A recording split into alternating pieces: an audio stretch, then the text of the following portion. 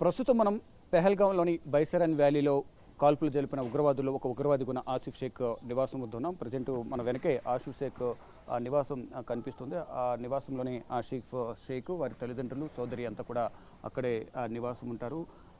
ఈ ఉగ్రదాడిలో ఆసిఫ్ షేక్ కూడా ఉన్న నేపథ్యంలోనే ఆర్మీ స్పెషల్ ఆర్మీ సిబ్బంది 24వ తేదీన సాయంత్రం ఐఈడి బాంబులతో వారి నివాసాన్ని పేల్చేశారు. అయినప్పటికీ కూడా కొంత భాగం మిగిలి ఉన్న నేపథ్యంలోనే మళ్ళా ఈరోజు తహసీల్దార్ సిబ్బంది త్రాల్ తహసీల్దార్ సిబ్బందితో వచ్చి మళ్ళీ మధ్యలో ఉన్న గోడ ఏదో కనిపిస్తుందో ఆ గోడను కూడా కంప్లీట్గా మధ్యాహ్నం వరకు కూడా గోడ ఉంది. ఆ గోడ కూడా ఇప్పుడు ఆ గోడను కూడా తహసీల్దార్ సిబ్బందితో వచ్చి అక్కడ క్లోజ్ చేశారు. ఇప్పుడు ప్రజెంట్ వారి ఇంట్లో వైట్గా ఏదైతే కనిపిస్తుందో దాన్ని కొంచెం పరదా దానికి అడ్డంగా కట్టుకునే విధంగా కూడా వాళ్ళు ఏర్పాట్లు చేసుకుంటున్నారు. ఈ రేకులు ఏవైతే కనిపిస్తున్నాయో ఇదంతా కూడా మొన్న 24వ తేదీన నైట్ ఇదంతా కూడా ఐఈడి అలాగే లోకల్గా ఉన్న సిబ్బందితో వచ్చి గవర్నమెంట్ సిబ్బందితో ఇదంతా కూడా పడవేసేట్టు కూల్చివేసిన పరిస్థితి కనిపిస్తుంది.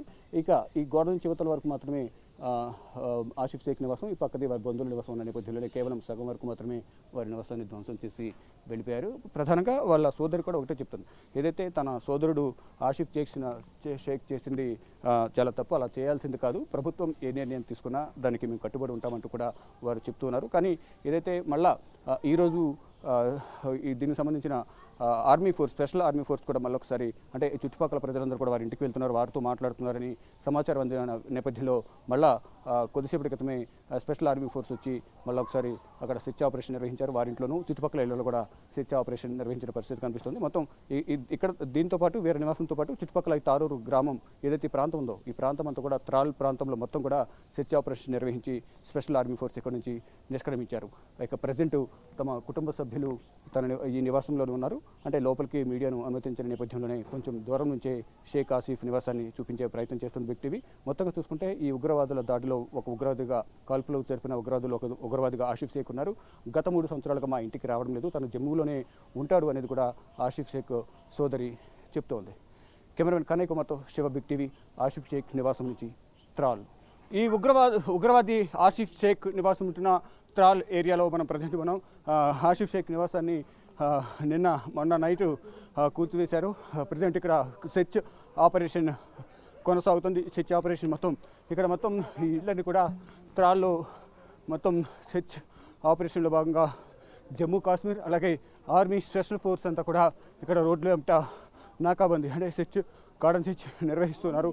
ఏదైతే ఆసిఫ్ షేక్కు సంబంధించిన ఇల్లు కూల్చివేసిన తర్వాత మళ్ళా మిగిలిన సగం ఇల్లు ఏదైతుందో ఆ ఇంటిని కూడా పోలీసులు ఇటు గార్డెన్ సెర్చ్ భాగంగా మిగతా ఇంటిని కూడా ఈ లోకల్గా ఉన్న తహసీల్దార్ సిబ్బంది ఇంటిని కూడా కూల్చేశారు. మనం చూస్తున్నాం రోడ్ల మీద గన్లతో ఈ ఉగ్రవాదులు ఎవరైనా పొంచి ఉన్నారు, ఎక్కడ దాగి ఉన్నారనే కోణంలో ఇక్కడ వారందరి కోసం చెక్ చేస్తున్నారు. ఇక్కడ మనం చూస్తున్నాం అనుమానితుల బ్యాగులు తీసి చెక్ చేస్తున్నారు.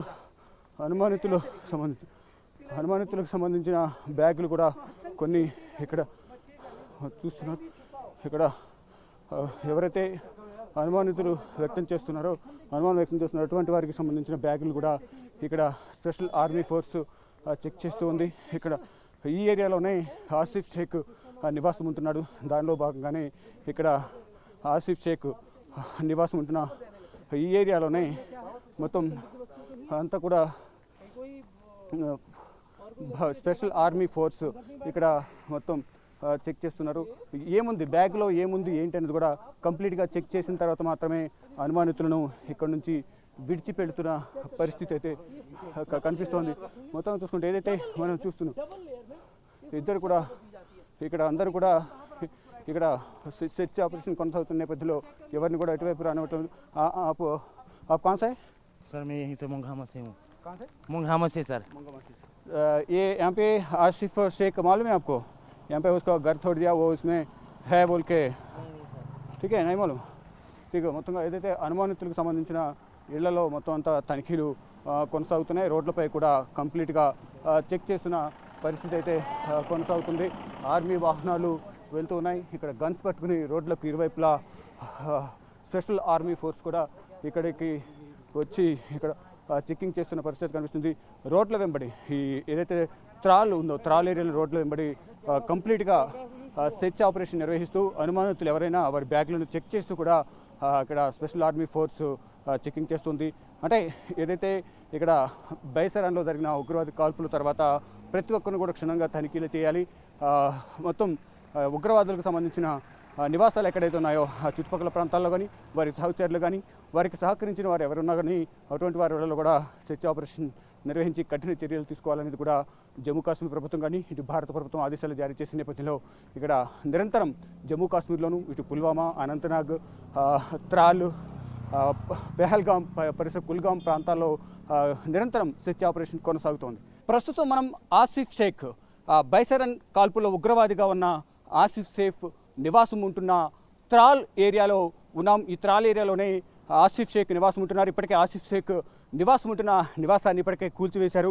ప్రజెంట్ మనం చూస్తున్నాం ఎక్కడికక్కడ సెర్చ్ ఆపరేషన్ నిర్వహిస్తూ భారీగా భద్రతా బలగాలు ఈ ఏరియాలో సెర్చ్ ఆపరేషన్ నిర్వహిస్తున్నాయి.